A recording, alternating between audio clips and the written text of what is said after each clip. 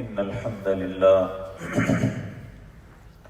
نحمده ونصلي على رسوله الكريم أما بعد أعوذ بالله السميع العليم من الشيطان الرجيم بسم الله الرحمن الرحيم واللاتي يأتين الفاحشة من نسائكم فاستشهدوا عليهن أربعة منكم فإن شهدوا فأمسكوهن في البيوت حتى يتوفاهن الموت أو يجعل الله لهن سبيلا واللذان يأتيانها منكم فآذوهما فإن تابا وأصلحا فأعرضوا عنهما إن الله كان توابا رحيما.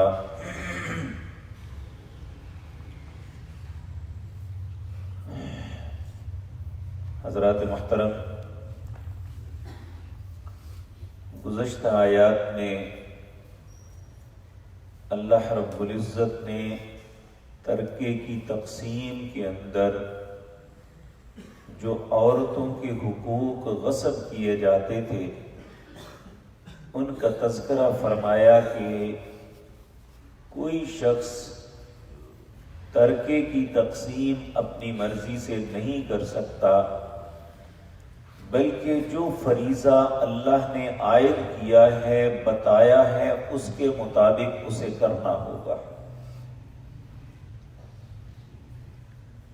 اس کے بعد بھی جو آیت ہے اس میں بھی اللہ عورتوں کے تحفظ کی بات ہی کرتے ہیں، لیکن یہاں ایک بڑی اہم بات ہے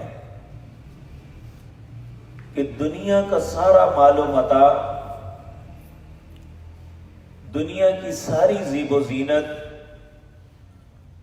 عورت کی عصمت کے مقابلے میں کوئی حیثیت نہیں رکھتی۔ عورت کے لیے سب سے قیمتی چیز اس کی جو ہے وہ اس کی عزت اور عصمت ہے۔ اگر یہ قائم نہ رہے تو اس عورت کی کوئی حیثیت نہیں۔ نبی کریم صلی اللہ علیہ وسلم نے بہت بڑی بات کی تھی۔ آپ نے فرمایا میری ماں آمنہ سے لے کر میری ماں حوا تک جتنی بھی مائیں ہیں، کبھی کسی نے اپنی زندگی میں کبھی اپنے کردار پہ داغ نہیں لگنے دیا۔ یعنی نبی کریم صلی اللہ علیہ وسلم آدم علیہ السلام سے لے کر آپ کی ماں آمنہ یا عبداللہ تک ایک بھی نطفہ ایسا نہیں تھا جو غلط ہو۔ اور یہ بات یاد رکھیں کہ اولاد کی بھلائی اور اچھائی کے لیے ضروری ہے کہ ماں اپنی عصمت کی حفاظت کرے۔ اور یہ اتنی اہم بات ہے، نبی کریم صلی اللہ علیہ وسلم نے فرمایا جو عورت اللہ کی عبادت کرتی ہے اس کے ساتھ شریک نہیں ٹھہراتی، 5 وقت نماز پڑھتی ہے، رمضان کے روزے رکھتی ہے، اپنی عصمت کی حفاظت کرتی ہے، کل قیامت کے دن اللہ جنت کے 8 دروازے کھول کے اسے کہے گا جس سے مرضی اندر آ جائے۔ یعنی عصمت اتنی اہم چیز ہے جو آج ہماری بیٹیاں، ہماری بہنیں، ہماری مائیں یہ پلیٹ میں رکھ کے دوسرے میں نیلام کر رہی ہیں۔ اب دیکھیں جاہلیت کے دور میں جب لوگ جاہل تھے، اس وقت بھی جو خاندانی لوگ تھے ان کی اندر کتنی غیرت ہوتی تھی۔ حضرت معاویہ کی والدہ ابو سفیان کی بیوی فتح مکہ کے بعد جب یہ اپنے آپ کو لپیٹ کے نبی کریم کی خدمت میں حاضر ہوئی کہ میں مسلمان ہونا چاہتی ہوں، نبی صلی اللہ علیہ وسلم نے اللہ کے حکم کے مطابق کہا کہ چوری نہیں کرنا، یہ نہیں کرنا، یہ نہیں کرنا۔ کہنے لگی ٹھیک ہے۔ آپ نے فرمایا زنا نہیں کرنا۔ یہ تعجب سے کہتی ہے کبھی کوئی شریف عورت، کوئی خاندانی عورت بھی زنا کرتی ہے؟ آج یہ بدکاری جو ہے اللہ معاف فرمائے، وہ لوگ وہاں ان گھروں میں داخل ہو گئی ہے جن کی شرافت ایک مسلم حیثیت رکھتی تھی، الیاذ باللہ۔ آج یہ ایک نایاب گوہر ہے کہ شاید کسی کے مقدر میں ہو، وگرنہ یہ میڈیا نے، سوشل میڈیا نے، الیکٹرک میڈیا نے اور یہ ناولوں رسالوں نے ہماری بیٹیوں کی عصمت کو تار تار کر دیا ہے۔ اللہ ہی ہے کہ اگر کسی کی بیٹی کی حفاظت فرما دے اور وہ اپنی عصمت کو قائم رکھتے ہوئے اپنے گھر تک پہنچ جائے، اللہ سب کی بچیوں کی عزتوں کی حفاظت فرمائے۔ تو یہاں اللہ فرماتے ہیں وَاللَّاتِي يَأْتِينَ الْفَاحِشَةَ مِن نِّسَائِكُمْ، اگر تمہاری عورتوں میں سے کسی کو دیکھو کہ وہ فحاشی میں مبتلا ہے، وہ غلط کام کر رہی ہے، یہ نہیں کہ ایک بندہ دیکھ کے فوراً ہی فیصلہ کرے کہ اسے قتل کر دے، یہ نہیں ہے۔ کہا اس وقت فَاسْتَشْهِدُوا عَلَيْهِنَّ أَرْبَعَةً مِّنْكُمْ، 4 گواہ جو ہے تم میں سے لے کے آؤ، تو پھر اس کے متعلق فیصلہ ہوگا۔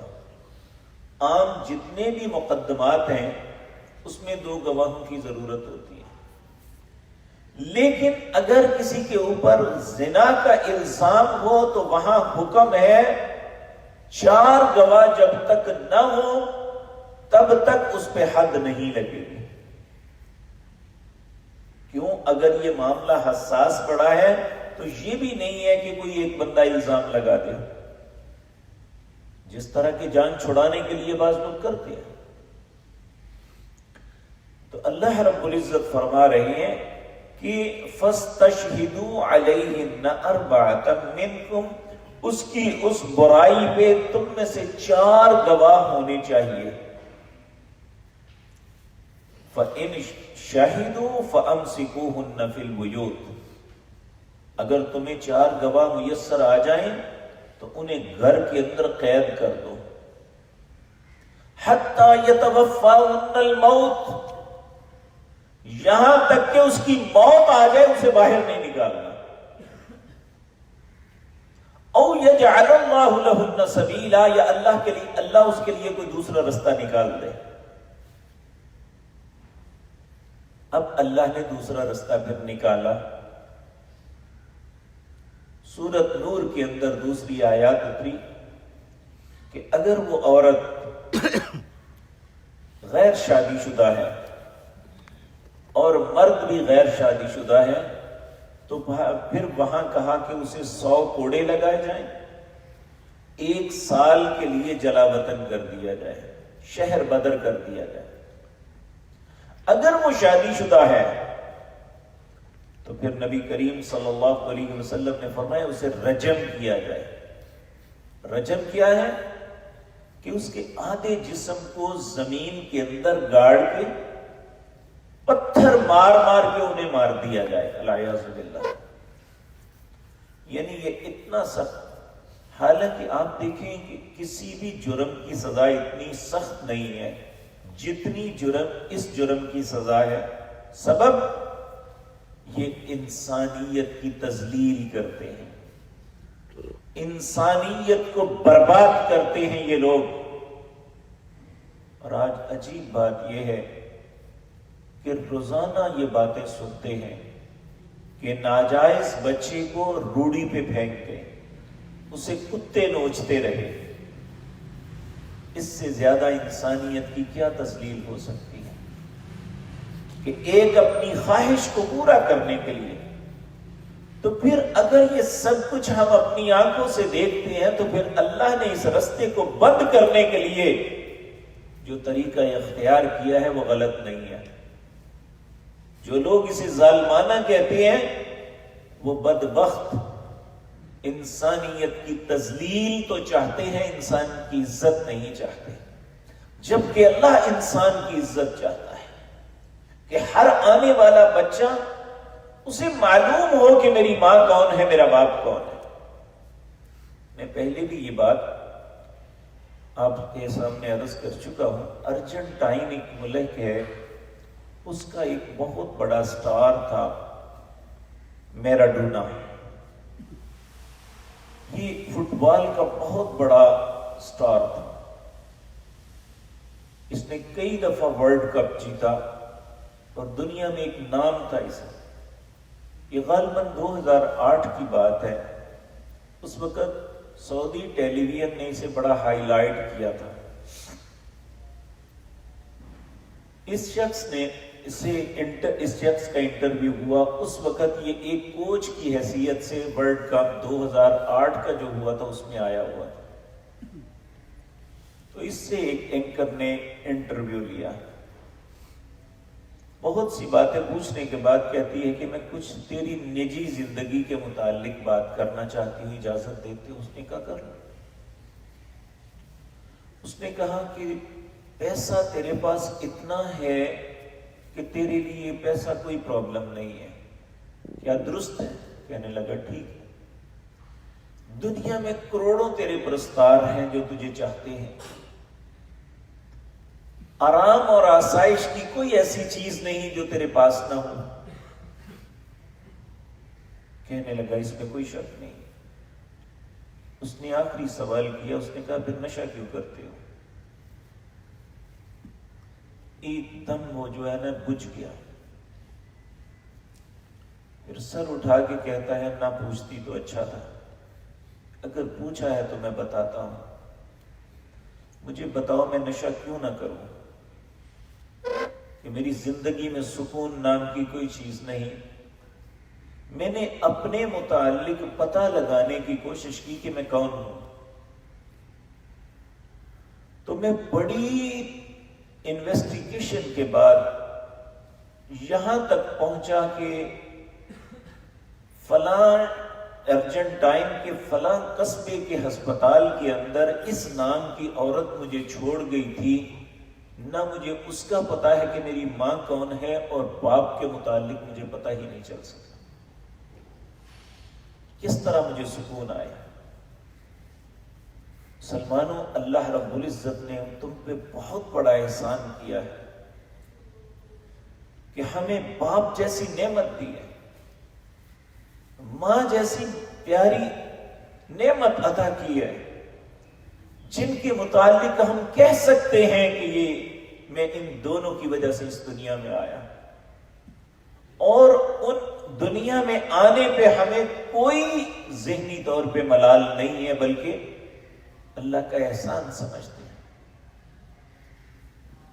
اس معاشرے کی ریت ہم کر رہے ہیں جن میں 80% 100 میں سے 80 لوگوں کو پتا نہیں کہ ان کا باپ کون ہے. کیا یہ اس کا نام انسانیت ہے؟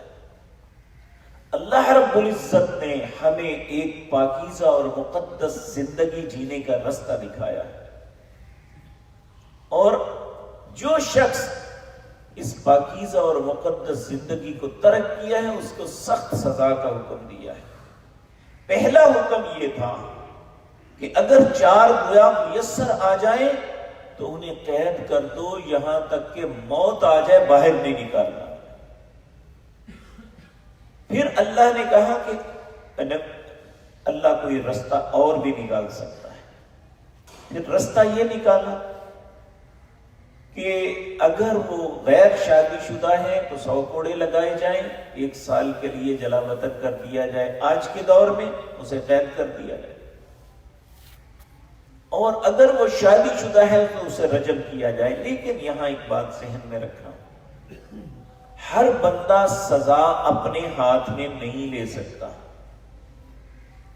یہ اسلامی حکومت کا کام ہے. جس طرح آج غیرت کے نام پہ قتل کر رہے ہیں، یہ بالکل غلط ہے. اسلام اس کی اجازت نہیں دیتا. غیرت ہونی چاہیے. لیکن نبی صلی اللہ علیہ وسلم کے پاس ایک شخص آیا. اس نے کہا میں اگر اپنی بیوی کو غلط حالت میں دیکھ لوں تو نبی صلی اللہ علیہ وسلم نے فرمایا 4 گواہ لاؤ. وہ کہنے لگا جی میں گواہ ڈھونڈوں گا یا اس کی گردن اتاروں گا؟ آپ نے فرمایا تم سے زیادہ میں غیرت مند ہوں. مجھ سے زیادہ میرا رب غیرت مند ہے، اور تمہیں کوئی اجازت نہیں ہے کہ جب تک 4 گواہ نہ ہو اور وہ گواہ لے کے عدالت میں پیش ہو، عدالت اسے سزا دے، تم نہیں دے سکتے۔ تو اگر 4 گواہ نہیں ہیں، 3 گواہ بھی ہیں، تو گواہوں پہ حد لگے گی، اس پہ نہیں لگے گی۔ انہیں 80 درے مارے جائیں گے کہ تم نے بہتان لگایا ہے۔ اسلام نے دونوں معاملوں میں انتہائی احتیاط کی ہے تاکہ کسی پہ غلط الزام نہ لگے، تو جس پہ الزام ہو اسے سزا دی جائے، جو آج کچھ بھی نہیں ہے۔ یہی وجہ ہے معاشرہ بے راہ کی طرف تیزی سے جا رہا ہے۔ پھر دوسرا فرمایا وَاللَّذَانِ يَأْتِيَانِهَا مِنْكُمْ فَآذُوهُمَا، اگر 2 مرد ایسی حرکت کرتے ہیں آپس میں، تو کہا فَآذُوهُمَا، انہیں مارو، اذیت دو، فَإِن تَابَا وَأَصْلَحَا فَأَعْرِضُوا عَنْهُمَا، اگر وہ توبہ کر لے تو پھر ان سے اعراض کرو۔